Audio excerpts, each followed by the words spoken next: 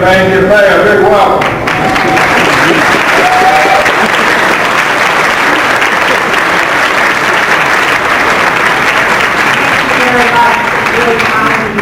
For all of you to be on the stage, Chairman here to follow Senator Allen. Just a great honor to be here, and just want to explain for a moment why I would leave that cushy job I had on CNN, taking on James Carville once a week, to work for a fellow that was perceived by the press to be a long shot at best, continues to be a long shot at best. Why? Why would I take it? They certainly weren't paying me enough. That would be one good reason. But let me just tell you what I was for a candidate, why I felt it was there, and certain saying it was there, and continue to be proud of that decision that I made to work with my good friend Tom Tancredo. When I look for a candidate, and I see too much here in Washington too often, where we send people, Republicans and Democrats, come back to this town, and no longer have that kind of ability to be a leader. They lose it somewhere along the line, and then they never have it.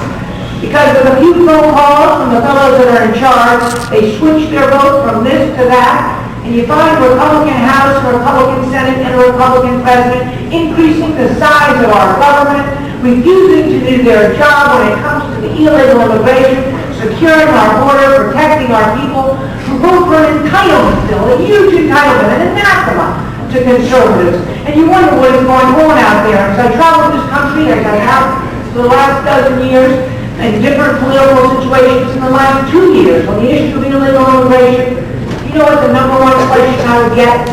It's from good Republicans who work hard, send good Republicans to Washington. Why?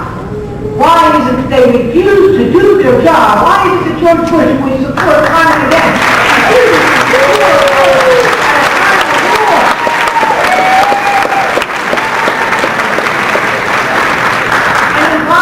When I talked a couple years, we said, look, we come on, we travel, we can see the people are with us. They understand the seriousness of this issue. We can lose our country.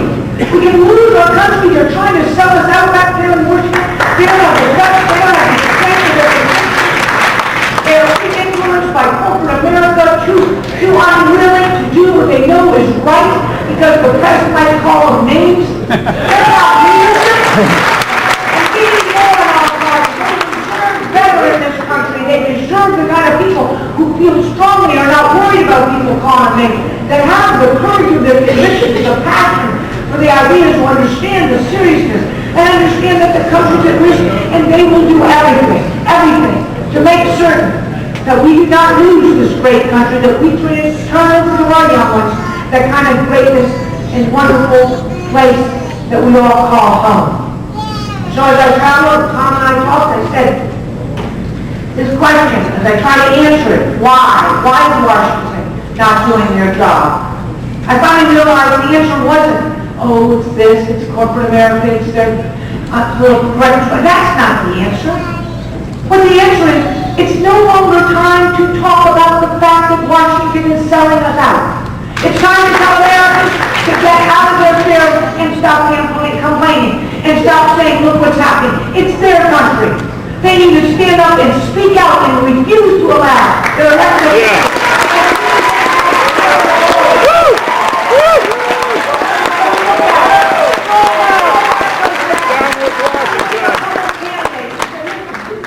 Let's explain the seriousness. Can you pick it up? Can you run with it? Can you represent millions of Americans that are expecting somebody to stand with them? And they couldn't. Oh, it's controversial, all right. Yep. You'll be called all the names we've been called, racist, xenophobe. I looked that one up, I have to tell you. And we'll be called, do you have the guts? Totally.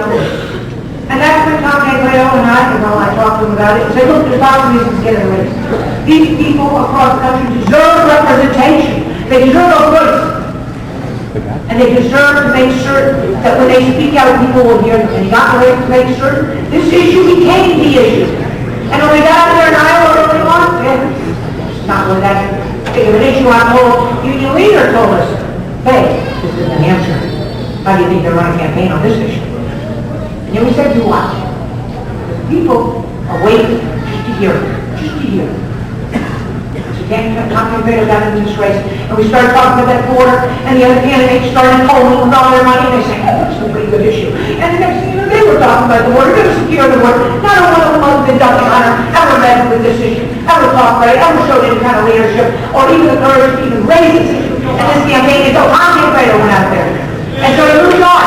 And then we talked about employer sanctions, and they followed. And we had Sanctuary City raised up there in New Jersey to let us people know. These young people here were executed this summer because the mayor of that city and the city council allowed the Sanctuary City to exist. And Americans are dying as a result. And that's because of the issue. And they followed. They followed. Tom Tancredo has accomplished more in his race than many people, including many of the candidates, have ever accomplished. He has moved this to the national agenda. Today, now, even the president on CNN, he used to say, okay, you and the border, you and the immigration, you white women, and I would say, friends, I wish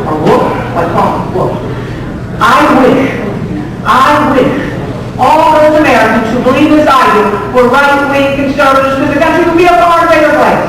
But they are not. They are people everywhere. They are Americans who respect me. I ask you to look at these candidates.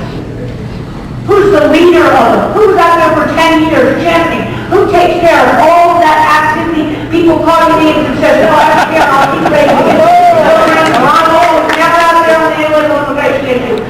We are losing our country. Tom Tancredo has been out there. He's been a man. He has been enormous courage. He's got true leadership. He has an issue. He has made this issue, and he's done it for America. And I can tell you today, I couldn't be prouder, and I hope you all will lend him your support so we can continue to influence this debate and make certain this nation has its borders secured, and that we never give amnesty, and that we make certain we take us in a direction that will preserve this country so that we have our children and be as proud of us as we are our forefathers. Thank you all very much.